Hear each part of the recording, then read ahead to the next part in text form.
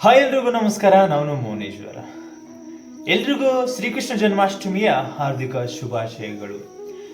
ಬನ್ನಿ, ಇವತ್ತು ಶ್ರೀಕೃಷ್ಣ ಜನ್ಮಾಷ್ಟಮಿನ ಯಾವ ಕಾರಣಕ್ಕಾಗಿ ನಾವು ಆಚರಣೆ ಮಾಡ್ತೀವಿ ಮತ್ತು ಶ್ರೀಕೃಷ್ಣ ಹುಟ್ಟಿರ್ತಕ್ಕಂಥ ಒಂದು ಜನ್ಮ ರಹಸ್ಯವನ್ನ ನಾವು ನೋಡೋಣ. ಇನ್ನೇನು ತಡ ಮಾಡದೆ ವಿಡಿಯೋನ ಪ್ರಾರಂಭ ಮಾಡೋಣ. ಬನ್ನಿ, ಇವತ್ತಿನ ಎಪಿಸೋಡ್ ಅಲ್ಲಿ ನಾವು ಶ್ರೀಕೃಷ್ಣ ಜನ್ಮಾಷ್ಟಮಿ ಮತ್ತು ಶ್ರೀಕೃಷ್ಣ ಹುಟ್ಟಿರುವಂತ ಸಂಗತಿ ಬಗ್ಗೆ ತಿಳ್ಕೊಳ್ಳೋಣ. ಮೊದಲನೇದಾಗಿ, ಉಗ್ರಸೇನ ಅನ್ನುವಂತ ರಾಜ ಮಥುರಾದ ರಾಜನಾಗಿರ್ತಾನೆ. ಅವನಿಗೆ 2 ಮಕ್ಕಳು ಕೂಡ ಇರ್ತಾರೆ. ಒಂದು ಕಂಸ, ಇನ್ನೊಬ್ಳು ದೇವಕಿ ಅಂತ 2 ಮಕ್ಕಳು ಇರ್ತಾರೆ. ಈ ಮಥುರಾದ ರಾಜ ಉಗ್ರಸೇನ ತುಂಬಾ ಒಳ್ಳೆ ಸ್ವಭಾವದ ವ್ಯಕ್ತಿ, ಒಳ್ಳೆ ರಾಜ ಅಂತ ಅನ್ಸ್ಕೊಂಡಿರ್ತಾನೆ. ಆದ್ರೆ ಇವನ ಮಗನಾದ ಕಂಸ ತುಂಬಾನೇ ಕ್ರೂರತನದಿಂದ ಕೂಡ್ಕೊಂಡಿರ್ತಾನೆ, ಅಸಹೃದಿಯಾಗಿರ್ತಾನೆ, ತುಂಬಾನೇ ಒರಟಾಗಿರ್ತಕ್ಕಂಥ ವ್ಯಕ್ತಿಯಾಗಿರ್ತಾನೆ. ಇವನ ದುರುದ್ದೇಶದಿಂದ ಅವನ ತಂದೆ ಆಗಿರ್ತಕ್ಕಂಥ ಉಗ್ರಸೇನನನ್ನ ರಾಜಸ್ಥಾನದಿಂದ ಇಳಿಸಿ ತಾನು ಮಥುರಾದ ರಾಜನಾಗ್ತಾನೆ. ರಾಜನಾದ ನಂತರ ಇವನ ಕ್ರೂರತನಕ್ಕೆ ಇಡೀ ಮಥುರಾದ ಜನರೆಲ್ಲರೂ ಭಯಭೀತರಾಗ್ತಿದ್ರು. ಅಷ್ಟೊಂದು ಕ್ರೂರ ವ್ಯಕ್ತಿ ಈ ಕಂಸ. ಆದ್ರೂ ಇಷ್ಟೊಂದು ಕ್ರೂರತನವಿರತಕ್ಕಂಥ ವ್ಯಕ್ತಿ ಒಬ್ಬ ವ್ಯಕ್ತಿಗೆ ತುಂಬಾನೇ ಇಷ್ಟಪಡ್ತಾ ಇದ್ದ. ಆ ವ್ಯಕ್ತಿ ಬೇರೆ ಯಾರು ಅಲ್ಲ, ಅವನ ತಂಗಿ ದೇವಿಕೆ. ಹೀಗಾಗಿ ಅವನು ತುಂಬಾ ಇಷ್ಟಪಡ್ತಿದ್ದು ದೇವಿಕಾನ. ಅವಳೊಬ್ಬಳನ್ನ ಬಿಟ್ಟು ಬೇರೆ ಎಲ್ರಿಗೂ ಕೂಡ ಈ ಕಂಸ ತೊಂದರೆ ಮಾಡ್ತಾ ಇದ್ದ, ಕಷ್ಟ ಕೊಡ್ತಾ ಇದ್ದ, ತುಂಬಾ ಕ್ರೂರತನೆಯನ್ನ ಮೆರೀತಾ ಇದ್ದ. ಹೀಗಾಗಿ ಕಾಲ ಕಳೆದ ಹಾಗೆ ಅವನ ತಂಗಿಯ ಮದುವೆಯನ್ನ ಮಾಡಬೇಕಾಗತ್ತೆ. ಅವನ ತಂಗಿ ದೇವಿಕಾನನ್ನ ಯದುವಂಶಿಯ ರಾಜನಾಗಿರ್ತಕ್ಕಂತಹ ವಾಸುದೇವನನ್ನ ಕೊಟ್ಟು ಮದುವೆಯನ್ನ ಮಾಡ್ತಾನೆ. ಮದುವೆ ತುಂಬಾ ಸಂಭ್ರಮದಿಂದ, ಒಳ್ಳೆ ಅದ್ಭುತದಿಂದ ಮದುವೆಯನ್ನ ಮಾಡ್ತಾರೆ. ಮದುವೆ ಆದ ನಂತರ ಅವನ ತಂಗಿಯನ್ನ ಬೀಳ್ಕೊಡ್ಬೇಕಾದ್ರೆ ಅವನಿಗೆ ಕಷ್ಟ ಆಗುತ್ತೆ. ನೀನ್ ಬಿಟ್ಟು ಹೋದ್ರೆ ನನ್ನ ರಾಜ ಮನೆತನ ಎಲ್ಲ ಖಾಲಿ ಖಾಲಿ ಅನ್ಸುತ್ತೆ, ನನಗೆ ಕಷ್ಟ ಆಗ್ತಿದೆ ಅಂತ ಅವನ ತಂಗಿಗೆ ಈ ಕಂಸ ಹೇಳ್ತಾನೆ. ಆಗ ಅವನ ತಂಗಿ ಕೂಡ ನನಗೂ ಅಷ್ಟೇ ಅಣ್ಣ ಅಂತಕ್ಕಂಥ ಮಾತನ್ನ ಉತ್ತರಿಸ್ತಾಳೆ. ಆಗ ಕಂಸ ಯೋಚನೆ ಮಾಡ್ತಾನೆ, ನನ್ನ ತಂಗಿಗೆ ನಾನೇ ಖುದ್ದಾಗಿ ಗೋಕುಲಕ್ಕೆ ಬಿಟ್ಟು ಬರುವೆ ಅಂತ ಡಿಸೈಡ್ ಮಾಡ್ತಾನೆ. ಈ ಕಂಸ ದೇವಿಕೆ ಮತ್ತು ವಾಸುದೇವನನ್ನ ಕರ್ಕೊಂಡು ಗೋಕುಲಕ್ಕೆ ಬಿಟ್ಟು ಬರಬೇಕಂತ ಹೇಳ್ಬಿಟ್ಟು ಹೋಗಬೇಕಾದ್ರೆ, ಇನ್ನೇನು ದಾರಿಯಲ್ಲಿ ಹೋಗ್ಬೇಕಾದ್ರೆ ಒಂದು ಆಕಾಶವಾಣಿ ಬರುತ್ತೆ. ಈ ಆಕಾಶವಾಣಿಯ ಧ್ವನಿ ಹೀಗಿರುತ್ತೆ: ಏ ಕ್ರೂರ ಕಂಸ, ನೀನು ನಿಲ್ಲು, ಎಲ್ಲಿಗೆ ಹೋಗ್ತಾ ಇದೀಯ? ಅಷ್ಟೊಂದು ಸಂಭ್ರಮ ಪಡೋದು ಅವಶ್ಯಕತೆ ಇಲ್ಲ. ನಿನ್ನ ತಂಗಿಯ 8ನೇ ಮಗ ನಿನ್ನ ಹತ್ಯೆ ಮಾಡ್ತಾನೆ ಅಂತ ಹೇಳ್ತಾನೆ. ನಿನ್ನ ತಂಗಿ 8ನೇ ಮಗ ನಿನ್ನನ್ನ ವಧೆ ಮಾಡ್ತಾನೆ, ಅವನೇ ನಿನ್ನ ಸಾವಿಗೆ ಕಾರಣನಾಗ್ತಾನೆ ಅಂತ ಈ ಆಕಾಶವಾಣಿ ಹೇಳುತ್ತೆ. ಇದನ್ನು ಹೇಳಿಬಿಟ್ಟು ಆಕಾಶವಾಣಿ ಅಲ್ಲಿಂದ ಮಾಯ ಆಗುತ್ತೆ. ಅದಾದ ನಂತರಗೆ ಕಂಸಗೆ ಮತ್ತೆ ಎಲ್ಲಿಲ್ಲದ ಕೋಪ ಬರುತ್ತೆ. ಆಗ ಈ 8ನೇ ಮಗು ನನ್ನನ್ನು ಕೊಲ್ಲುತ್ತೆ ಅಂತ ಹೇಳಬೇಕಾದ್ರೆ ನಾನು ನನ್ನ ತಂಗಿಯನ್ನೇ ಕೊಲ್ಲುತ್ತೇನೆ ಅಂತಾಗ ಕಂಸ ಡಿಸೈಡ್ ಮಾಡ್ತಾನೆ. ಆಗ ತಂಗಿ ಹೇಳ್ತಾಳೆ, ಅಣ್ಣ, ನನ್ನನ್ನು ಇಷ್ಟೊಂದು ಪಡ್ತಾ ಇರ್ತೀಯ, ಆದ್ರೆ ನನ್ನನ್ನು ಇವತ್ತು ನೀನು ವಧೆ ಮಾಡ್ತೀಯ ಅಂತ ಹೇಳ್ತಾಳೆ. ಹೌದು, ನನ್ನ ಪ್ರಾಣಕ್ಕಿಂತ ಮಿಗಿಲಾದದ್ದು ಏನೂ ಇಲ್ಲ ಅಂತ ಕಂಸ ಉತ್ತರಿಸ್ತಾನೆ. ಇನ್ನೇನು ಅವಳ ವಧೆ ಮಾಡಬೇಕು ಅನ್ನೋಷ್ಟರಲ್ಲಿಯೇ ಯದುವಂಶಿಯ ವಾಸುದೇವ ಹೇಳ್ತಾನೆ, ಇರು ಕಂಸ, ನಿನಗೆ ಇವಳ 8ನೇ ಮಗುವಿನಿಂದ ತೊಂದರೆ ಇರೋದು, ನನಗೆ ಜನ್ಮ ಆಗ್ತಕ್ಕಂಥ ಪ್ರತಿಯೊಂದು ಮಗು 8ನೇ ಮಗುವಿನ ತನಗೆ ನಿನಗೆ ತಂದು ಒಪ್ಪಿಸಿರ್ತೇನೆ. ಏನ್ ಬೇಕಾದ್ರೂ ಮಾಡು, ಅವ್ರನ್ನ ಇಟ್ಟುಕೋ, ಇಲ್ಲ ಬೇಕಾದ್ರೆ ಕೊಂದು ಬಿಡು, ನಾನೇನು ಕೇಳೋದಿಲ್ಲ ಅಂತ ವಾಸುದೇವ ಹೇಳ್ತಾನೆ. ಆಗ ಈ ಮಾತಿಗೆ ಕಂಸ ಉತ್ತರಿಸ್ತಾನೆ, ಹಾಗಿದ್ರೆ ಸರಿ ವಾಸುದೇವ, ನೀನು ಕೊಟ್ಟಿರ್ತಕ್ಕಂಥ ಮಾತನ್ನ ಉಳಿಸ್ಕೊ ಅಂತ ಹೇಳ್ಬಿಟ್ಟು ಅವರುಗಳನ್ನ ಗೋಕುಲಕ್ಕೆ ಬಿಟ್ಟು ಬರೋದು ಬದಲಾಗಿ ಅವರ ಸೈನಿಕರುಗಳನ್ನ ವಾಪಸ್ ತಿರುಗಿಸ್ಕೊಂಡು ಮತ್ತೆ ಮಥುರಾಗೆ ಬರ್ತಾನೆ. ಮಥುರಾದ ಒಂದು ಜೈಲಲ್ಲಿ ಅವರುಗಳನ್ನ ಇಡ್ತಾನೆ. ಯಾರು? ಆಗ ಕಾಲ ಕಳೆದ ಹಾಗೆ ಏನಾಗುತ್ತೆ ಅಂದ್ರೆ, ಮೊದಲನೇ ಮಗು ಹುಟ್ಟುತ್ತೆ. ಮಗು ಆದ್ಮೇಲೆ ಮಾತು ಕೊಟ್ಟ ಹಾಗೆ ವಾಸುದೇವ ಏನ್ ಮಾಡ್ತಾನೆ, ತನ್ನ ಮಗುವನ್ನು ತಗೊಂಡು ಹೋಗ್ಬಿಟ್ಟು ಆ ಕಂಸನ ಕೈಯಲ್ಲಿ ಕೊಡ್ತಾನೆ. ಆಗ ಕಂಸನಿಗೆ ಒಂದು ಒಳ್ಳೆಯ ವಿಚಾರ ಬರುತ್ತೆ, ಈ ಮಗುವಿಂದ ನನ್ನ ಕೊಲೆ ಆಗೋದಿಲ್ಲ, ನಾನೇಕೆ ಈ ಮಗುವಿಗೆ ಕೊಲ್ಲಲಿ ಅಂತಕ್ಕಂಥ ಒಂದು ಒಳ್ಳೆ ವಿಚಾರವನ್ನು ಕೂಡ ಕಂಸನಿಗೆ ಬರುತ್ತೆ.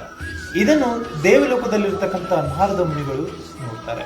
ಆಗ ನಾರದ ಮುನಿಗಳು ಯೋಚನೆ ಮಾಡ್ತಾರೆ, ಒಂದು ವೇಳೆ ಕಂಸ ದೇವಕಿಗೆ ಹುಟ್ಟತಕ್ಕಂಥ ಎಲ್ಲಾ ಮಕ್ಕಳನ್ನ ಕೊಲೆ ಮಾಡದೆ ಹೋದ್ರೆ ದೇವರು ಭೂಮಿ ಮೇಲೆ ಪ್ರತ್ಯಕ್ಷರಾಗೋದಿಲ್ಲ, ವಿಷ್ಣು ಭೂಮಿ ಮೇಲೆ ಜನ್ಮ ತಾಳೋದಿಲ್ಲ ಅಂತಕ್ಕಂಥ ವಿಷಯ ಈ ನಾರದ ಮುನಿಗಳಿಗೆ ಗೊತ್ತಿರುತ್ತೆ. ಆಗ ಅಲ್ಲಿಂದ ನಾರದ ಮುನಿಗಳು ಏನ್ ಮಾಡ್ತಾರೆ ಅಂತಂದ್ರೆ, ಈ ಭೂಮಿಗೆ ಬಂದು ಕಂಸನ ಹತ್ರ ಬಂದು ಒಂದು ಕಮಲದ ಹೂವನ್ನು ತಗೊಂಡು ಬರ್ತಾರೆ. ಬಂದು ಕೇಳ್ತಾರೆ, ಕಂಸ, ಈ ಕಮಲದ ಹೂವಲ್ಲಿ ಯಾವ ಎಲೆ ಮೊದಲು ಯಾವ ಎಲೆ ಎಂಟನೇದು ಅಂತ ನನಗೆ ತಿಳಿಸ್ತೀಯಾ ಅಂತ ಕಂಸನಿಗೆ ನಾರದ ಮುನಿಗಳು ಪ್ರಶ್ನೆಯನ್ನು ಮಾಡ್ತಾರೆ. ಆಗ ಹೇಳ್ತಾನೆ ಕಂಸ, ನನಗೆ ಗೊತ್ತಿಲ್ಲ ಇದರಲ್ಲಿ ಯಾವ ಎಲೆ ಮೊದಲನೇದು ಯಾವ ಎಲೆ ಎಂಟನೇದು ಅಂತ. ಯಾವ ಎಲೆಯೂ ಮೊದಲನೇದಾಗಿರ್ಬೋದು ಅಥವಾ ಯಾವ ಎಲೆಯೂ ಎಂಟನೇದು ಆಗಿರ್ಬೋದು ಅಂತ ಕಂಸ ಉತ್ತರಿಸ್ತಾನೆ. ಆ ವಿಷಯಕ್ಕೆ ನಾರದ ಮುನಿಗಳು ಹೇಳ್ತಾರೆ, ಹಾಗಿದ್ರೆ ಆಕಾಶವಾಣಿ ನಿನಗೆ ಹೇಳಿರೋ ವಿಷಯ ಕೂಡ ಹೀಗೆ ಇರಬಹುದು. ಯಾವ ಮಗು ಎಂಟನೇದು ಅಥವಾ ಯಾವ ಮಗು ಮೊದಲನೇದು ಅಂತ ನಿನಗೆ ಹೇಗೆ ಗೊತ್ತಾಗುತ್ತೆ ಅಂತ ಹೇಳಿಬಿಟ್ಟು ನಾರದ ಮುನಿಗಳು ಅಲ್ಲಿಂದ ಹೋಗ್ತಾರೆ. ಆಗ ಈ ವಿಷಯ ತಿಳಿದಿರ್ತಕ್ಕಂಥ ಕಂಸ ಆ ಮಗುವನ್ನ ತಗೊಂಡು ನೆಲದ ಮೇಲೆ ಎಸೆದು ಕೊಂದು ಬಿಡ್ತಾನೆ. ಹೀಗೆ ಕಂಸ ದೇವಕಿಯ ಮಕ್ಕಳನ್ನ ಒಂದಾದ್ಮೇಲೆ ಒಂದು 7 ಮಕ್ಕಳನ್ನ ಕೊಂದು ಬಿಡ್ತಾನೆ. ಈಗ ಪ್ರತೀಕ್ಷೆ ಇರೋದು 8ನೇ ಮಗುವಿಗೆ ಪ್ರತೀಕ್ಷೆಯನ್ನ ಮಾಡ್ತಾ ಇರ್ತಾರೆ.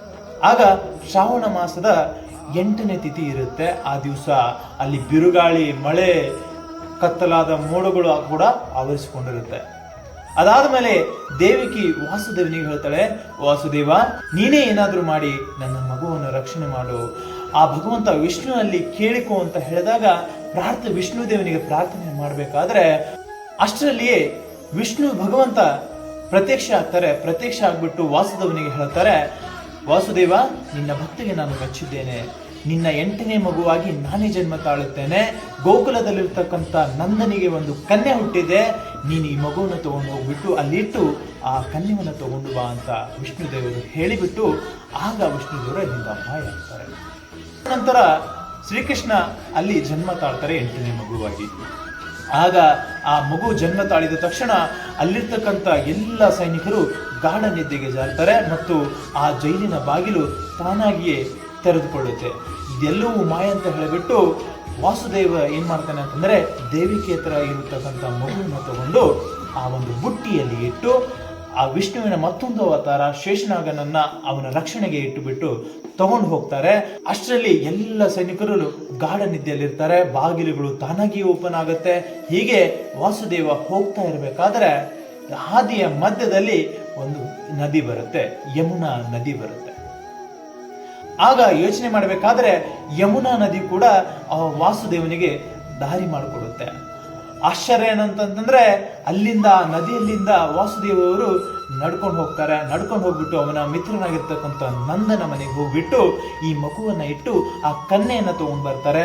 ತಗೊಂಡು ಬಂದು ಮತ್ತೆ ಅದೇ ಸೆರೆಮನೆಯಲ್ಲಿ ಯಥಾವತ್ತಾಗಿ ಬಂದು ನಿಂತಾರೆ. ಆ ಮಗುವಿನ ಒಂದು ಕಿರುಚುವ ಶಬ್ದವನ್ನು ಕೇಳಿದ ತಕ್ಷಣ ಎಲ್ಲಾ ಸೈನಿಕರು ಎಚ್ಚರ ಆಗ್ತಾರೆ. ಮತ್ತೆ ಆ ಕಂಸನಿಗೆ ವಿಷಯವನ್ನು ತಿಳಿಸ್ತಾರೆ, 8ನೇ ಮಗು ಜನನ ಆಗಿದೆ ಅಂತ. ಆಗ ಕಂಸ ಖುದ್ದಾಗಿ ಈ ಒಂದು ಜೈಲಿಗೆ ಬರ್ತಾನೆ. ಬಂದು ಆ ಮಗುವನ್ನು ತಗೊಂತಾನೆ. ಅಷ್ಟರಲ್ಲಿ ದೇವಕಿ ಕಂಸನ ರಿಕ್ವೆಸ್ಟ್ ಮಾಡ್ತಾಳೆ, ಈ ಹೆಣ್ಣು ಮಗು, ಈ ಹೆಣ್ಣು ಕನ್ಯೆ ನಿನ್ನ ವಧೆಯಾದ್ರೂ ಹೇಗೆ ಮಾಡ್ಬೋದು ಅಣ್ಣ, ಬಿಟ್ಟು ಬಿಡು ಇವಳನ್ನ ಅಂತ ಹೇಳಿದ್ರು ಕೂಡ ಆ ಕಂಸ ತನ್ನ ಕ್ರೂರತನವನ್ನು ಮೆರೆದು ಅವನು ಬಿಡೋದಿಲ್ಲ. ಬದಲಾಗಿ ಆ ಮಗುವನ್ನು ತಗೊಳ್ತಾನೆ.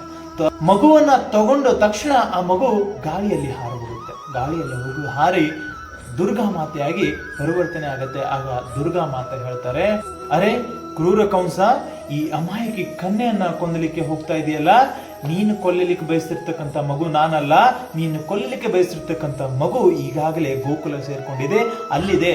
ಆ ಮಗು ಒಂದ್ ದಿವಸ ನಿನ್ನ ವಧೆ ಮಾಡುತ್ತೆ, ಒಂದ್ ದಿವಸ ಬಂದು ನಿನ್ನನ್ನ ಕೊಲ್ಲುತ್ತೆ ಅಂತ ಹೇಳಿಬಿಟ್ಟು ಆಗ ದುರ್ಗಾ ಮಾತಾ ಅಲ್ಲಿಂದ ಮಾಯ ಆಗ್ತಾರೆ.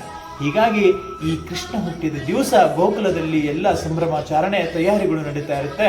ಕೃಷ್ಣ ಜನ್ಮಾಷ್ಟಮಿಯನ್ನ ಆಚರಣೆ ಮಾಡಬೇಕು ಅಂತ ಹೇಳಿಬಿಟ್ಟು ಆಗ ಸಡಗರದಿಂದ ಸಂಭ್ರಮಾಚರಣೆಯನ್ನ ಮಾಡ್ತಾರೆ. ಆ ದಿವಸದಿಂದ ಇಲ್ಲಿಯವರೆಗೂ ಈ ಶ್ರಾವಣ ಮಾಸದ 8ನೇ ತಿಥಿಯಂದು ನಾವು ಕೃಷ್ಣ ಜನ್ಮಾಷ್ಟಮಿಯನ್ನ ಆಚರಣೆ ಮಾಡ್ತಾ ಇರ್ತೀವಿ. ಇದು ಕೃಷ್ಣನ ಒಂದು ಜನ್ಮ ರಹಸ್ಯ. ಹೇಗೆ ಅನಿಸ್ತು ನಿಮಗೆ ಈ ವಿಡಿಯೋ ಏನಾದರೂ ನಿಮಗೆ ಇಷ್ಟ ಆದರೆ ದಯವಿಟ್ಟು ಒಂದು ಲೈಕ್ ಮಾಡಿ ಮತ್ತೆ ಸಬ್ಸ್ಕ್ರೈಬ್ ಮಾಡಿ. ಥ್ಯಾಂಕ್ ಯು ಅಂತ ಹೇಳ್ತಾ ಮುಂದಿನ ವಿಡಿಯೋದಲ್ಲಿ ಮತ್ತೆ ಸಿಗೋಣ. Thank you so much.